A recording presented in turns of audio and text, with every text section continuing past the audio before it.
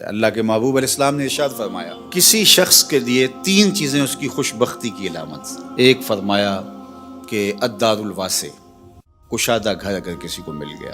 دوسرا المرکب الحنی، تیز رفتار سواری. اس زمانے میں گھوڑے ہوتے تھے، آج اچھے ماڈل کی گاڑی آپ کہہ لیں. اور تیسرا فرمایا المرأۃ الصالحہ، نیک عورت. نیک عورت اللہ کا انعام ہے. اس کی تشریح بھی فرمائی کہ نیک عورت کون ہے.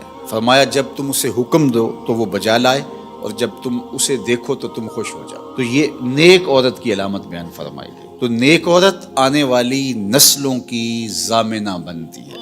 اس لیے اچھی بیوی تلاش کرنا، اور کل وہ بیوی ماں بننے والی ہے اور آپ کی نسلیں اس کی گود میں پلیں گی، اور وہ ضامنہ ہے آپ کی نسلوں کی. اگرچہ یہ درست ہے کہ مرد کی اثرات اولاد کے اوپر مرتب ہوتے ہیں. الولد سر لابیہ، یہ فرمایا گیا کہ جو بیٹا ہوتا ہے یا بیٹی ہوتی ہے وہ باپ کا راز ہوتی ہے. باپ کے اثرات اولاد کے اندر ظہور پذیر ہوتے ہیں، اس میں کوئی شک نہیں.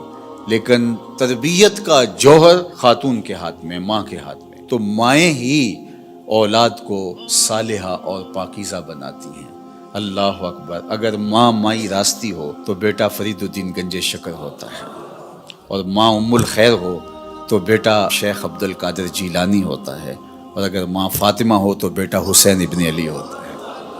اس لیے جو نکاح کا معیار اسلام نے دیا ہے، اللہ کے محبوب علیہ السلام نے ارشاد فرمایا عورت سے نکاح 4 وجہ سے کیا جاتا ہے.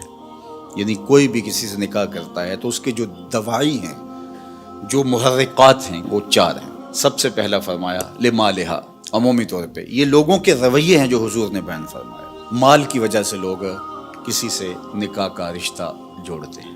دوسرا فرمایا لحسبہا، کسی کے حسب و نسب کی وجہ سے، خاندانی وجاہت کی وجہ سے رشتہ جوڑا جاتا ہے. تیسری بات فرمائی ولجمالہا، کسی کی خوبصورتی کی وجہ سے رشتہ جوڑا جاتا ہے. اور پھر آقا کریم علیہ السلام نے چوتھا فرمایا لدینہا، کسی کے دین کی وجہ سے اس کے ساتھ رشتہ جوڑا جاتا ہے.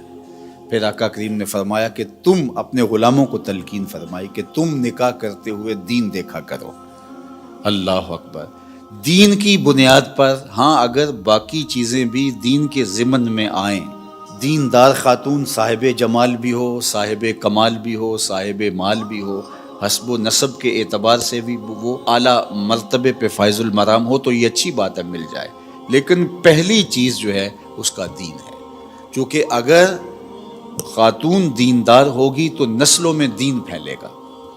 اس لیے نسلوں میں دین کی ترویج یہ مقصود ہے مسلمان کا. ایک بہت بڑا شاعر ہوا ہے ابو الاسود الدؤلی.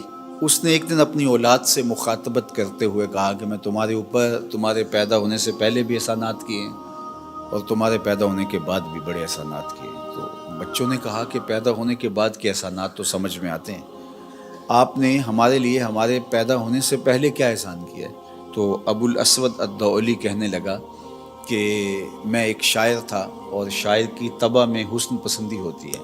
میں جب اپنی شادی کے مرحلے میں پہنچا اور نکاح کرنے کا میں نے سوچا، تو ظاہر ہے میری ترجیح تو یہی تھی کہ میں کوئی خوبصورت عورت تلاش کروں. لیکن میں جب ڈھونڈنے نکلا تو میں اپنے لیے خوبصورت عورت تلاش نہیں کی، تمہارے لیے با کردار ماں تلاش کی ہے کہ وہ میرے بچوں کی ماں بننے والی ہے. تو یہ وہ میرا احسان ہے. میں اپنی خواہشات اور اپنے جذبات کی قربانی دے کے میں نے آنے والی نسل کا سوچا ہے، اور نسل کی وجہ سے میں نے جو ہے وہ ترجیح دی ہے. چونکہ ماؤں پہ موقوف ہے اچھی نسلوں کی نشأت بھی، نہضت بھی اور تربیت بھی. تو جس طرح کی ماں ہوگی اولاد اسی طرح کی ہوگی.